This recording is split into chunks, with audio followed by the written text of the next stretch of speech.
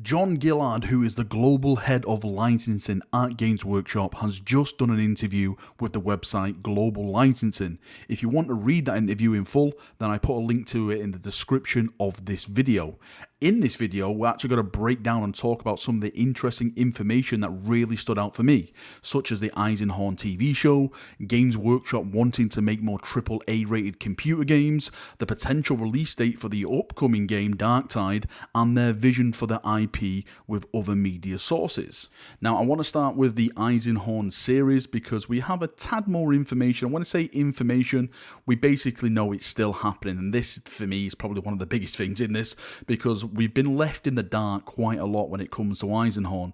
When Eisenhorn was first announced, we were like, yes, it's happening, Eisenhorn is happening, and the story is fantastic. For those of you who have not read Eisenhorn, you are missing out. Truly, it is one of the greatest stories ever told in Warhammer 40,000, and of course with the follow-up of the Ravener trilogy and of what's been going on with Beckwin. Beckwin's just got his latest book, Penitent, and there's some huge, massive spoilers that goes along with that.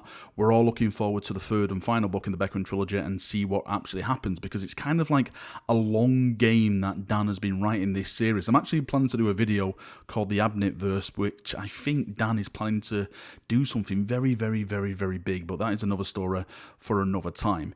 Anyway, back to this article, and the question is asked: the Eisenhorn series is in production. Why was this the first proper touch point for Games Workshop's transformation into television? Now, John Gillard answers the Eisenhorn novels are some of the best-selling. He goes on to say that Dan Abnett, they've been working with him since the beginning. He knows his stuff. I think that's why they trust him so much with some like the big lore pieces, because they know Dan has the knowledge and the skill to really, light a fire under it and make it explode. He ends really the question saying, as our first live-action project, it will be a great way to introduce people to the glorious scope of Warhammer. And I think that is actually really, really true, because Eisenhorn as itself, it doesn't open with like massive space marine battles. It takes you into the world of 40k. I would probably argue that it's the best way to introduce people into Warhammer 40k, because it doesn't shove so much into your face right there. It slowly creeps in and it slowly unveils the world, which is Warhammer, the Imperium, society, and what goes on in it. Now, moving on to the gaming part of this article, the question is asked: what was your first foray into gaming, and how can players, audiences, and licenses expect that gaming brand to grow? Now, there's a lot of stuff about his past and playing, Space Hulk and all that kind of stuff. I'm sure a lot of us played that back in the day.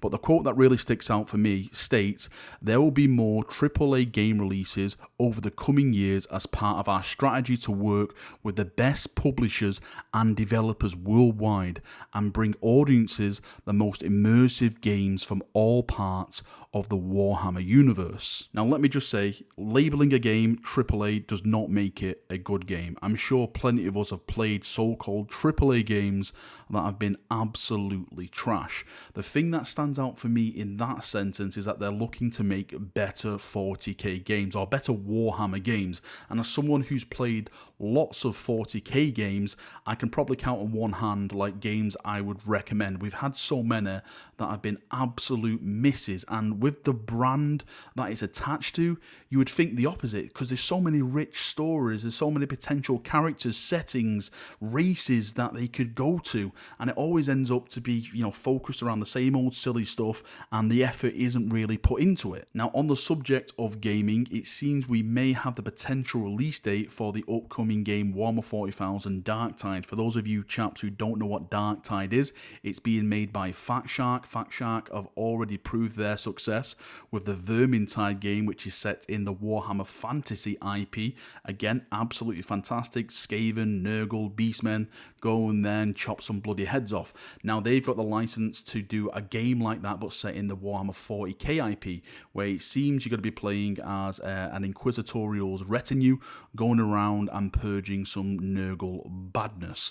Now, the quote in this article states, for example, the highly anticipated game Warhammer 40,000 Darktide releasing next year off the back of the hugely successful Vermintide games. Now that means that it looks to be coming out in 2022 because this article was written this month, and of course we're in the year 2021. Now I'm not too sure if John is getting confused with that. I'm not sure if he has the right date at all, but I'm going off what he's saying here. So I'm looking at the year 2022 now for the Darktide release, which I am a little let down with if that happens. I was expecting it to come out sometime in the summer, maybe a winter release or something like that. But if it does come out in 2022, that probably just gives them more time to work on the game and make it bigger and better and more awesome for us to play.